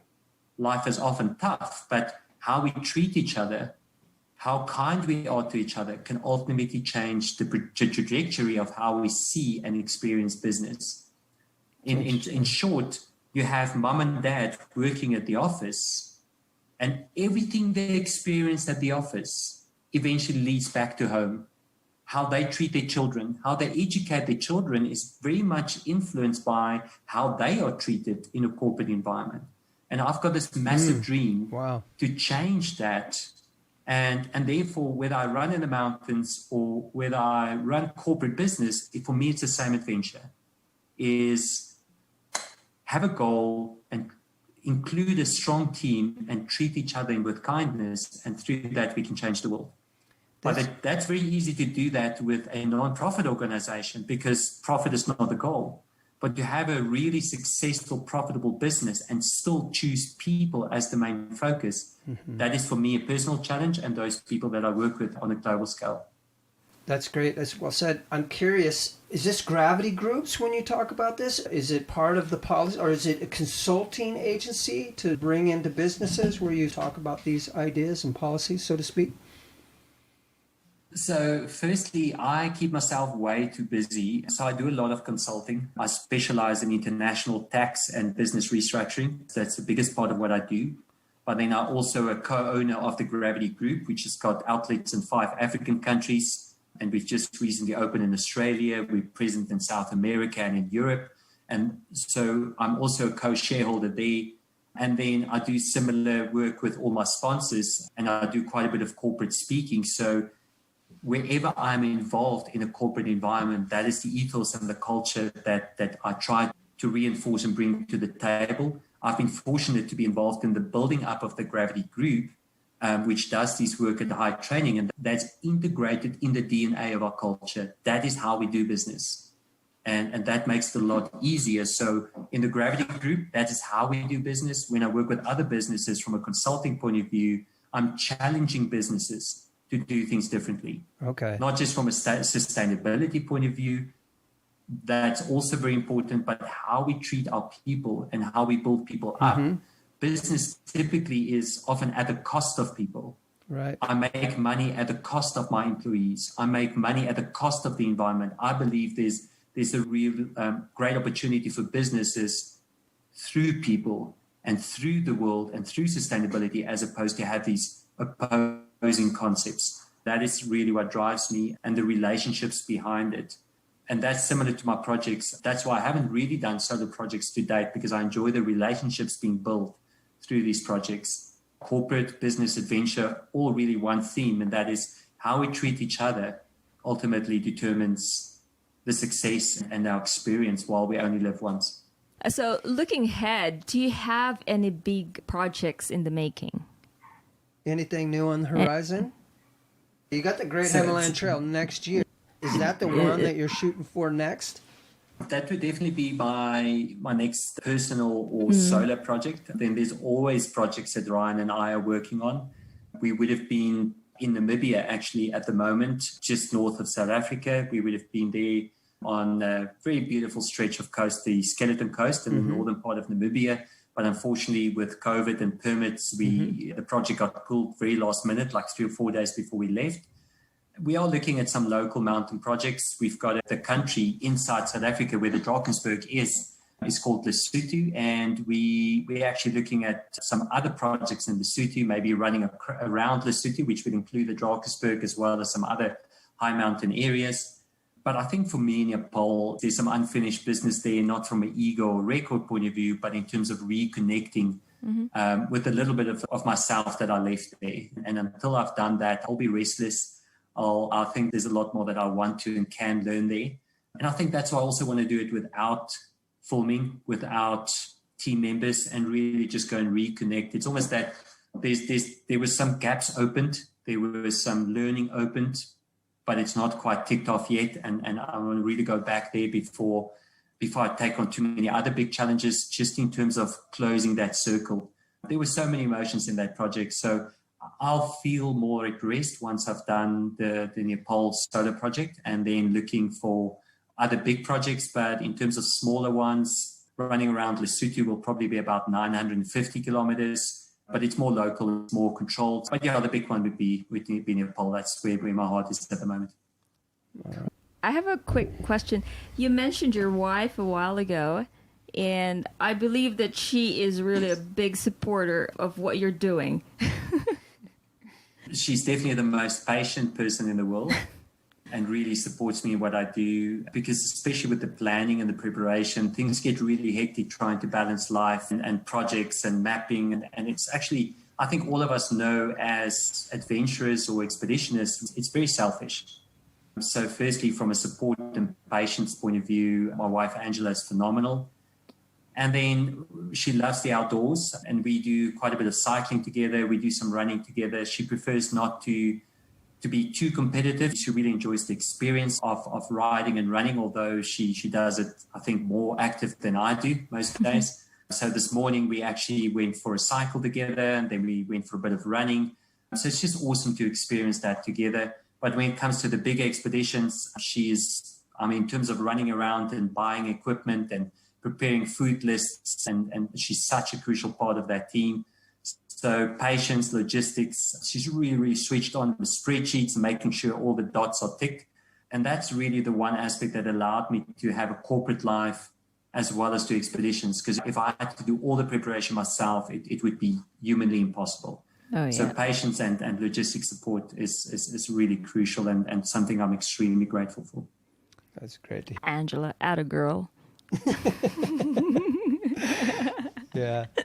Hey, Ryno, well, I just want to say thank you so much. I think we're going to wrap it up. We're running out of time, but I want to say a few last things. I want to say, one, you're an amazing human being, and yes. I feel so privileged to meet you, and thank you for sharing so much of your experience and your knowledge with us. Thank you very much, and hopefully one day you can join us again. We can do a follow-up on another adventure down the line, so stay in touch with us. Thank you. Yeah, thank you, Ryno. As I said a while ago, when you accepted our invitation, we were really very excited. Todd and I can't stop talking about you and all the questions and all the things that we want to learn from you, and we're really excited to meet you. And thank you. We know you're a busy person, but thank you for your valuable time that you shared with us tonight. Super fantastic. Thanks so much, guys. Thanks, Dot and Janet. I really appreciate it. Thank you for having me, and I'm looking forward to that catch-up. I've studied your website. You guys are doing some crazy adventures. So I think next time I'll be asking the questions and interviewing you guys. Keep up the great work. I appreciate it. Thank you. Cool. Yeah, it would be a real nice time. Maybe we'll join each other and catch up in the mountains one day. It'd be really cool. So let's stay in touch. Good luck with everything and with the future. We're going through definitely some different times, challenging times. Yeah. And you're someone that can be a leader and help all of us through. So thank you so much. Thanks so much, guys. I appreciate it. This episode was brought to you by EcoFloatingHome.com. We personally live, work, and broadcast from our floating studio here in Coron, Palawan. Our studio was built with the best attributes of floating yachts, floating homes, and waterfront villas. It also has the benefit of being self-sufficient sustainable, and economically friendly.